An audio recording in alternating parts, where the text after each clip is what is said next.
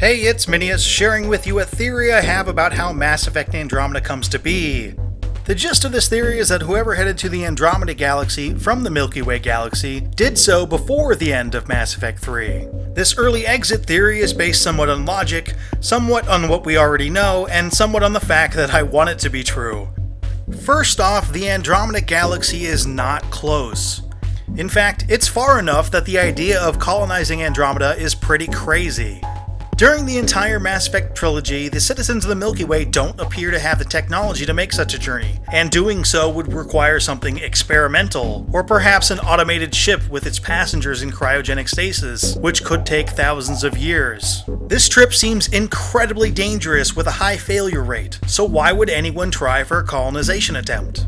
As far as I can see, there are only two situations where this would be attempted. Either things in the Milky Way are ridiculously good, and people have excess resources to try an adventurous intergalactic journey, or things are ridiculously bad, and people are desperate enough to try something crazy. At the end of Mass Effect 3, things aren't ridiculously good, and it's doubtful that people would be up to such a venture for hundreds or thousands of years. And this might be the way of it.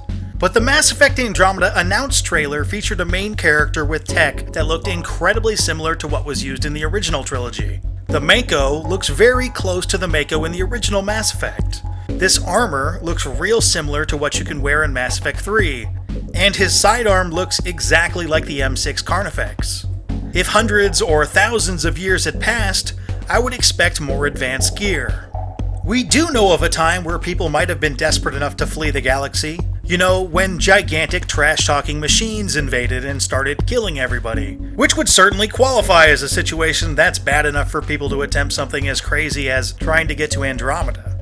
Now, you may not have considered the possibility of running during your Mass Effect playthrough, but you were playing a video game, and video games are designed to give you a way to win. The people of the Milky Way wouldn't have that perspective, and the Reapers certainly would appear to be unbeatable from every situation. They have, after all, wiped out every advanced lifeform in the galaxy repeatedly, including the Protheans, who were on a completely other level technologically.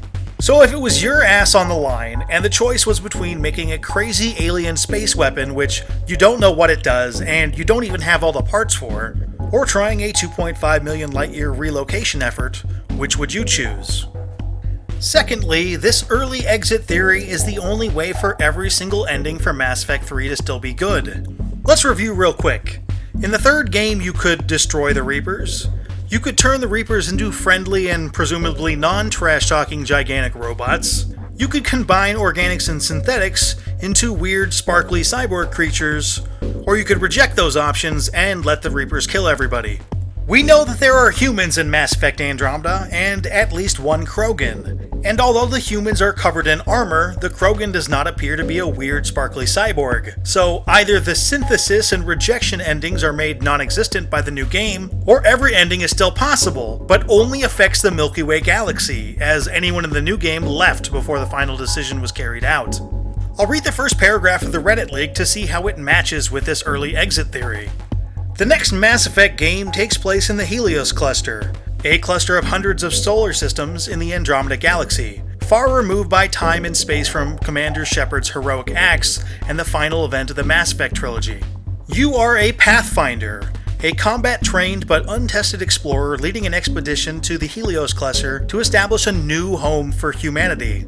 As you explore this sprawling series of solar systems, over 4 times the size of Mass Effect 3, collecting resources and building colonies, you will encounter the savagery of untamed lands in the form of cutthroat outlaws and warring alien races.